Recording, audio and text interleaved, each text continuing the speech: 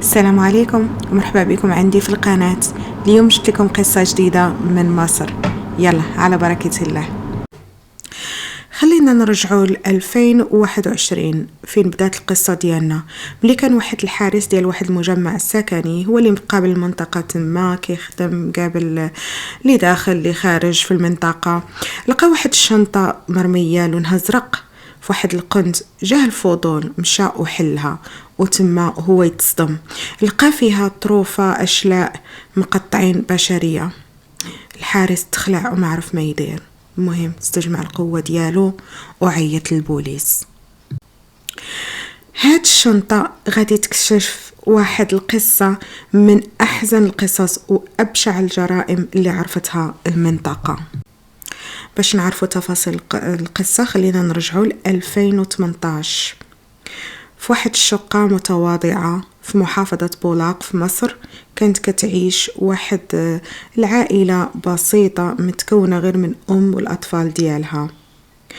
الأب ملي طلق هو والأم تخلى عليهم وما بقاش عاود كيصرف عليهم ولا أصلا ما كيتواصلش معاهم نهائيا. البنت الكبيرة شيماء ما استحملتش الوضع اللي عايشين فيه، خرجت تخدم وولات هي المسؤولة على مصاريف أمها وخوتها. كانت كتخرج في الصباح بكري وكترجع حتى الليل مهلوكة، ومع ذلك ما كانش كيقدها المصروف. واحد مشكل آخر أن كان عند شيماء واحد الجمال، ربي خلق أعطاها واحد الجمال ما شاء الله. هاد الجمال بدل ما يكون عليها نعمة كان عليها نقمة، لأنها في ما كتمشي تخدم في شي بلاصة كيبقاو يتحرشوا بها ويضايقوها، وهذا الشيء خلاها ولات اغريسيف وعدائية وما كتبغي حتى واحد يقرب عليها. هذا الشيء كيخلي الناس اللي كتخدم معاهم ديما كيشريو عليها ملي كتولي هكاك. فيما مسكينة تلقى شي خدمة جديدة كيبداو يبسلوا عليها، كتولي هي عنيفة، كتولي اغريسيف، كينوضوا كيجريو عليها. شيماء كانت شافتها واحد المرة في واحد البلاصة وقالت لها عجبتيني، اجي نخدمك عندي في واحد المكازا ديال الحوايج، راه عندي البسه ديال لي مارك وانا غادي نعلمك كيفاش تعاملي مع الكليان ونعطيك سالير مزيان. شيماء دغيا وافقت بلا ما تفكر في الموضوع. فرصة وجاتها من السما تعاون بها امها وخوتها. فعلا بدات شيماء الخدمة عند هاد السيدة وكانت كتعطيها ملابس من المحل باش تبان أنيقة وتعلمتها كيفاش تتعامل مع الكليان مزيان. ولات شيماء من أكفأ العاملات في هذاك المحل، ولات كتشري لخوتها كاع اللي كيحتاجوه كاع الامور اللي كانوا هما كيتمناو تكون عندهم، ولات هي كتحاول تشري لهم داكشي اللي بغاو. ولات مهليه فمها، ولا الكرا كيتخلص في الوقت، ولات كتشري لهم التقديه. يعني هاد الخدمه عاونتها بزاف. مولات البوتيك عجبتها بزاف وتهلات فيها. المهم ولات كتخليها لدرجه ولات كتخليها بوحدها في المحل. واحد النهار دخلت واحد خيتي كليانه كتقدى، وملي شافت شيماء قالت لها اجي نقول لك عندي لك واحد الخدمه اللي غتصوري فيها الدوبل ديال الصالير اللي انت كتاخديها من هاد المغازه. ملي سولتها شنو هي الخدمه قالت لها غادي تخدمي معايا اوتيست في واحد الباطو حتى واحد المجمع سياحي اللي جا هكا حدا الماء. شيماء صراحه عجبتها الفكره ووافقت تخدم معاها. من شروط هاد الخدمة أنها خصها تلبس لباس مثير، وأنها خصها دير المكياج ثقيل، يعني تكون فول ميك اب، وتكون يعني الشكل ديالها المظهر الخارجي ديالها يكون مثير. شيماء هدرت مع امها وفهمتها طبيعة الخدمة ديالها جديدة، وأنها غادي تبقى تعطل بزاف لأنها غتخدم يعني في وقت متأخر، وبعد المرات غادي تضطر أنها تبات في الباطو. الأم ديالها ما اقتنعتش بديك الهضرة، ولكن وصاتها قالت لها ترد بالها. شيماء قالت لها الا شتيني غبرت عارفيني راني غير في الباطو وغير الخدمة عليا بزاف. ولكن وصاتها قالت لها ما تقوليش للناس على خدمتي جديدة، خليهم انهم حساب لهم رانا باقي خدامه في المغازه ديال الحوايج. وقالت لها الا سولوك عليا فين غبرت قول لهم راه هي مسافره مع مولات المحل كيجيبوا السلعه للمحل. خلينا نرجعوا للنهار اللي داك الحارس لقى الشنطه. المهم ملي جاو البوليس طوقوا المكان وبداو كيحققوا. لقاو الشنطة فيها 2 ديال بلاستيكات كبار، ميكا وحدة فيها الجزء العلوي ديال جسم بشري، صدر وجوج ذراعين، والكيس الثاني لقاو فيه الراس ورجلين. منظر مرعب للغاية. صيفطوا الأشلاء للطب الشرعي وكملوا كيستجوبوا الحارس، واش شاف شي حد رماها، واش داك الوقت اللي هو لقاها كان شي حد واقف تما. المهم هو قال لهم لا انا ما شفت حتى واحد، ولقيت الشنطه بوحدها وما حداها حتى واحد. هنا الشرطه ناضوا فحصوا دوك الكاميرات اللي كانوا في داك المجمع السكني، ولكن للاسف البلاصه اللي تلقات فيها الباليزه كانت خارج التغطيه ديال الكاميرات. يعني الشخص اللي جرم ديك الباليزه عارف مزيان اش كيدير، عارف المنطقه وعارف الجهات اللي بعيده عليهم الكاميرا. الطب الشرعي غادي يبين ان الاشلاء هما ديال فتاة 20 لقات الحتف ديالها بعد تلقي ضربة في الرأس اللي خلاتها تفقد الوعي، ومن بعد القاتل خنقها حتى ماتت، ومن بعد قطعها. بقى جاري التحقيق، المحققين حاولوا يشوفوا واش هاد المواصفات اللي كينطبقوا على اي بنت مفقودة يعني نفس المواصفات ديال هادو اللي لقاوهم في الباليزة، ولكن للأسف ما لقاو حتى واحد بهاد المواصفات. ولكن واحد الشيء لفت الانتباه ديال المحققين انه كان مع الاشلاء ديال الجثة اللي لقاو واحد النوع ديال الملابس هما مجموعين مع الاشلاء. الملابس كانت من نوع ماركة معينة، وملابس فاضحة، يعني كتلبس غير في الليل، كتلبس غير في وقت الشطيح، يعني ملابس فاضحة وماشي ملابس يومية. وهذا الشيء اللي خلاهم يحولوا الاتجاه في التحقيق من تحقيق عادي للتحقيق ديال داكشي ديال الفساد. وهذا الشيء اللي غادي يساعدهم لانهم غادي يلقاو ان في ملفات ديال الفساد انها كاينه واحد البنت مفقوده وحتى هي في 20 من العمر ديالها. لقاو ان هاد فتاة الليل مفقوده فيها كل مواصفات اللي في الجثه ديال شيماء اللي لقاو في الشنطه.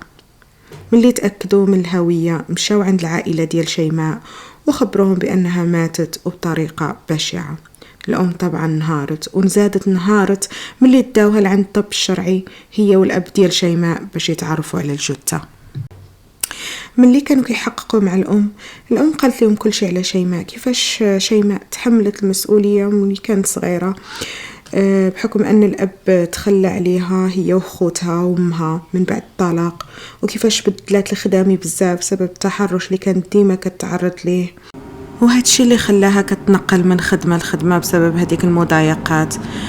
حتى لقات هذيك الخدمة في ديك المغازان ديال الحوايج عند هذيك السيدة، وكانت الصراحة مرتاحة عندها وكانت عاجبها الخدمة. احتاجت واحد البنت وراتها خدمة أخرى، وهذيك الخدمة أخرى الأم قالت لهم أنا ما تفهمتش ليا، ولكن بنتي أصرت أنها غادي تخدم فيها، وكانت كتقول لي ما تخافيش عليا انت يعني مربياني وبيناتنا ثقه، وداكشي علاش الأم كتقول لك أنا يعني صبرت وخليتها تخدم في هذيك الخدمة. ولكن بقاو متفقين على أنهم إلا سولوا عليها الجيران أو العائلة غادي تقول لهم أنها راها بقى خدامة في المحل ديال الحوايج.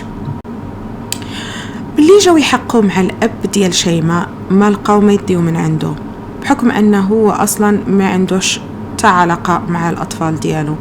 ملي طلق هو والمرأة ديالو ما بقاش كيسول فيهم، وما بقاش حتى علاقة بيناتهم، ما كاين لا اتصالات لا والو. ملي سالوا التحقيق مع العائلة ديال شيماء مشاو الخدمة ديالها في المجمع السياحي، ولكن الخدمة قالوا لهم أنها شحال هذه ما جات الخدمة. آخر مرة هي جات تخدم كان السبت 7 يوليوز. الشرطة من بعد عينوا الكاميرات ديال المجمع وتما بانت لهم واحد الحاجة، غتبان لهم شيماء غادي تحطها واحد الطوموبيل مع ديك الوحدة ديال الليل، يد وحدة هازة بها تليفون ويد كتشير بها بحال شي حد كيتسناها. طبعا الشرطة داروا البحث ديالهم وقدروا يجيبوا شكون مول هذيك الطوموبيل. لقاو واحد سائق ديال إندرايف. إندرايف هي بحال الطاكسيات اللي انت كدير طلب عبر ابليكاسيون.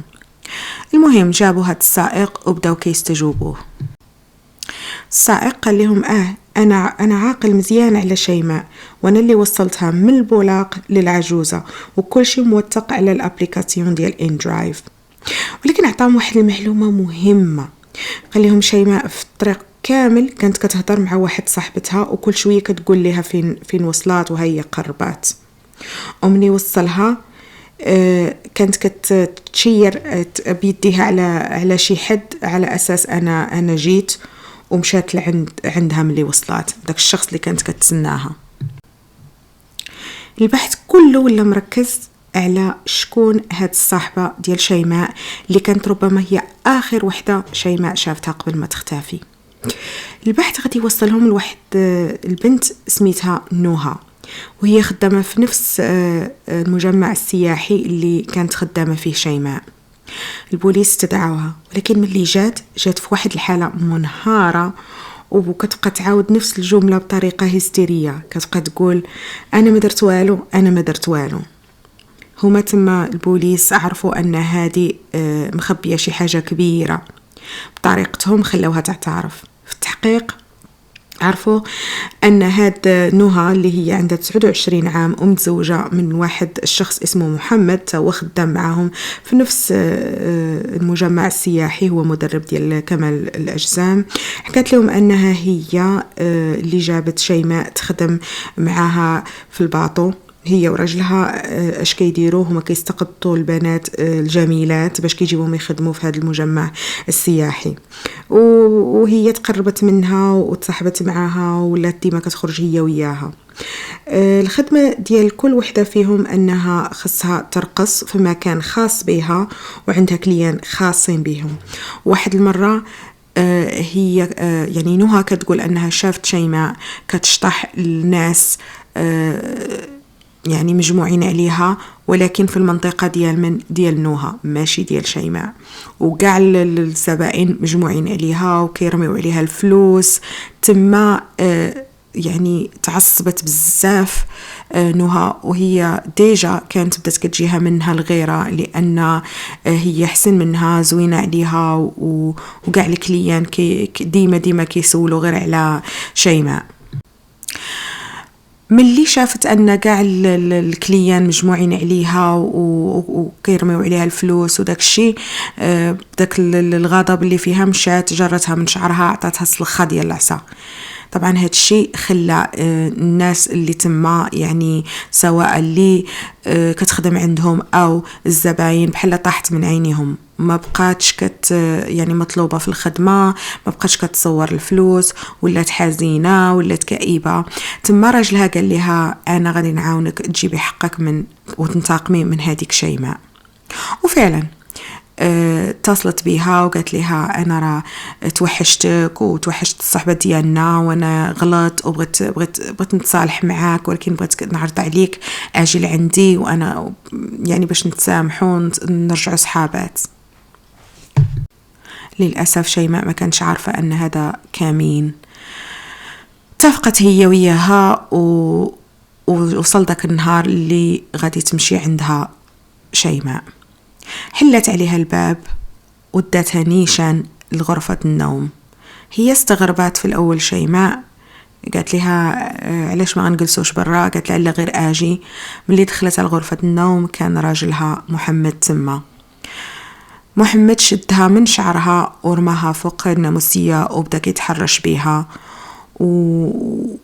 وللأسف نوها كتصورهم وكتضحك بواحد الطريقة وكتستهزئ وكتسخر من شيماء.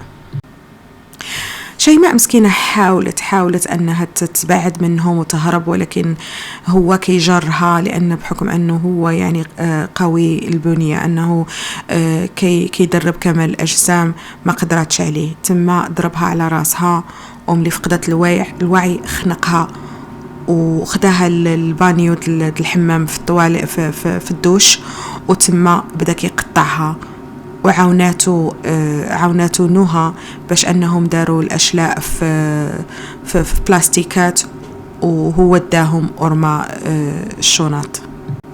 والمفاجأة هو أنه كاينة باليزة أخرى من غير هذيك اللي لقى الحارس، كاينة باليزة أخرى رماها حدا البوطو فيها باقي الأشلاء ديال شيماء. وفعلا محمد ملي اعترفت عليه مرته هو اعترف ووراهم فينا هي الفاليزة الأخرى. هنا صافي ما بقى تضيع الوقت، محمد ونهى تبتت عليهم جريمة وحكم عليهم القضاء بالإعدام شنقا. شيماء مسكينة كانت ضحية مجتمع، أب تخلى على المسؤولية ديالو وهي اللي تحملت المسؤولية. مجتمع لا يحترم المرأة لا في العمل ولا في المواصلات ولا في أي مكان، هذا اللي خلاها تكون ديما عدائية وكتنقز من خدمة لخدمة. مجتمع عامر بالحقد والحسد اللي يخلي صديقة تصفيها لصاحبتها غير حيت هي أحسن منها. الله يرحم شيماء ويغفر لها.